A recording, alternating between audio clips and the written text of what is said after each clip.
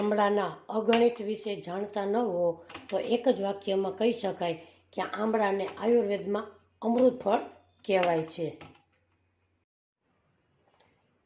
પણ આંબળા ખાવાના નાપસંદ હોય એના માટે એક ચટપટી એવી હું રેસીપી લઈને આવી છું. એ ચટપટી છે આંબળા કેન્ડી. ખાંડ કે ગોળ વગર બનાવી શકાય છે. સાથે જ આપણે આંબળાના ફાયદા જોશું. જો તમને મારી રેસીપી ગમે તો મારી ચેનલને લાઇક, શેર ને સબસ્ક્રાઈબ કરવાનું ભૂલશો નહીં.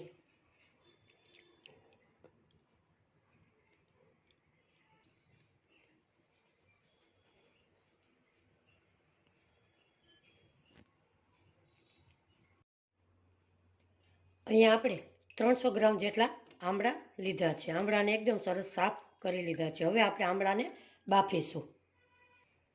અહીંયા આપણે ગેસ ઉપર એક બાઉલ મૂકેલું છે.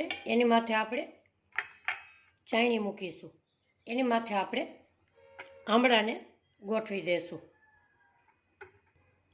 હવે આપણે ઢાંકણ ઢાંકી અને 15 મિનિટ પકાવી લેશું.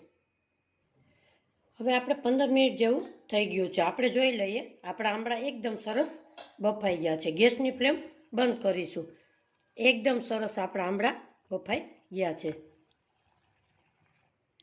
આંબળાને આપણે એક પ્લેટમાં ઠંડા થવા માટે કાઢી લેશું. હવે આપણે આંબળા બહાર કાઢ્યા પછી આવી રીતે એકદમ સરસ ખોલી અને બીનો ભાગ કાઢી લેશું. બધા આંબળામાં બી કાઢી લેશું. અહીં આપણે આંબળામાંથી બધા બીયા કાઢી લીધા છે. હવે આપણે એક મિક્સર જાર લેશું. એમાં આપણે આંબળાને બધાને ઉમેરી દેશું અને આપણે સ્મૂધ એવી પેસ્ટ બનાવી લેશું.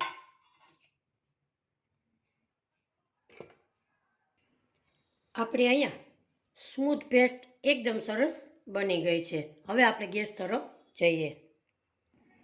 અહીં આપણે ગેસ ઉપર એક પેન મૂકીશું. ગેસની ફ્લેમ ધીમી જ રાખીશું. એમાં આપણે આંબળાની પેસ્ટને ઉમેરી દઈએ. હવે આપણે બધી પેસ્ટ આમાં ઉમેરી દીધી છે. હવે આપણે 300 ગ્રામ આંબળા લીધા હતા તો એની સામે 300 ગ્રામ સાકરનો ભૂકો લીધો છે. એને આપણે આમાં ઉમેરી દઈએ. આપણે નથી ગોળ ઉમેરતા કે નથી ખાંડ ઉમેરતા. અહીંયા આપણે મિશ્રી ઉમેરીએ છે. એને આપણે એકદમ સરસ પીસી લીધેલી છે. હવે આપણે મિક્સ કરી લઈએ. ગેસની ફ્લેમ ધીમી રાખીશું અને આવી રીતે આપણે એકદમ સરસ મિક્સ કરી લઈએ. અહીંયા આપણે ખાંડ એકદમ સરસ પીગળી ગઈ છે. હવે આપણે એમાં મસાલા કરી લઈએ. અડધી ચમચી આપણે મીઠું નાખીશું. અડધી ચમચી ચાટ મસાલો નાખીશું. અડધી ચમચી સંચળ પાવડર નાખીશું અને આપણે 1 ચમચી કાશ્મીરી લાલ મરચું નાખીશું. હવે આપણે બધાને એકદમ સરસ મિક્સ કરી લઈ અને ઘટ થાય ત્યાં સુધી આપણે એકદમ સરસ હલાવી લેશું. આ કેન્ડી તમે બનાવશો ઘરે તો તમારા બાળકો હોંશે-હોંશેથી ખાશે. હવે આપણે ઘટ થાય ત્યાં સુધી હલાવી લઈએ. આ કેન્ડી વેટ લોસ માટે, આંખ માટે તો ખૂબ જ ફાયદાકારક છે. આ સિવાયના ડાયાબિટીસને કંટ્રોલમાં રાખે છે. સ્કિન માટે અને એસિડિટી માટે ખૂબ જ ફાયદો કરે છે. આંબળા સી વિટામિનથી ભરપૂર માત્રામાં હોય છે. આવી રીતે એકદમ આપણે હલાવી લેશું. આપણું બેટર એકદમ સરસ ઘટ થઈ ગયું છે. ગેસની ફ્લેમ ધીમી જ રાખીશું.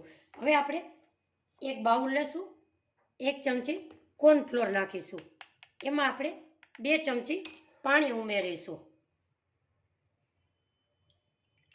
અને એને આપણે મિક્સ કરી લેશું.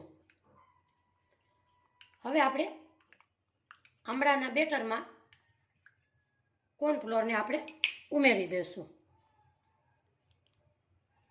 એને હવે આપણે એકદમ સરસ મિક્સ કરી લઈએ. હવે આપણે ઉમેરીશું 1 ચમચી લીંબુનો રસ. એકદમ સરસ ચટપટો સ્વાદ આવશે અને ખાંડના ક્રિસ્ટલ નહીં થાય. થોડી વાર આવી જ રીતે આપણે એકદમ સરસ ઘટ થાય ત્યાં સુધી હલાવી લેશું. હવે આપણે ઉમેરીશું 1 ચમચી ઘી. ઘીથી એકદમ સરસ શાઇનિંગ આવશે અને એકદમ સરસ ટેસ્ટી એવી આપણી આમળા કેન્ડી બને છે. હવે આપણે ઘટ થાય ત્યાં સુધી હલાવી લઈએ.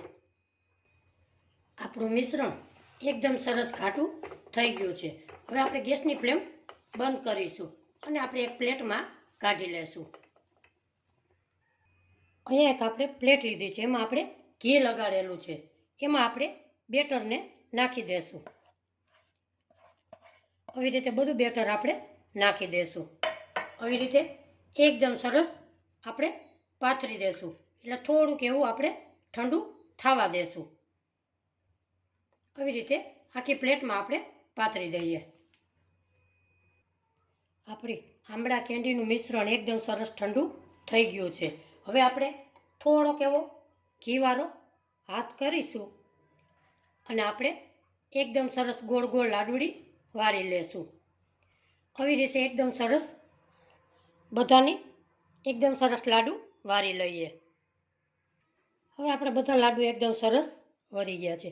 હવે આપણે ઉપર નાખીશું સાકરનો ભૂકો. આવી રીતે એટલે ચોટે પણ નહીં અને તમે સ્ટોર કરી શકો છો. અહીંયા આપણે બધામાં સાકરનો ભૂકો એકદમ સરસ નાખી દીધો છે. હવે આપણે એકદમ સરસ મિક્સ કરી લઈએ. અહીંયા આપણે એકદમ સરસ લાડુમાં સાકર મિક્સ કરી લીધી છે. આજની મારી રેસીપી તમને કેવી લાગી કોમેન્ટ બોક્સમાં જરૂરથી જણાવજો. ફરી મળીશું એક નવી રેસીપી સાથે. ત્યાં સુધી બધાને મારા જય શ્રી કૃષ્ણ.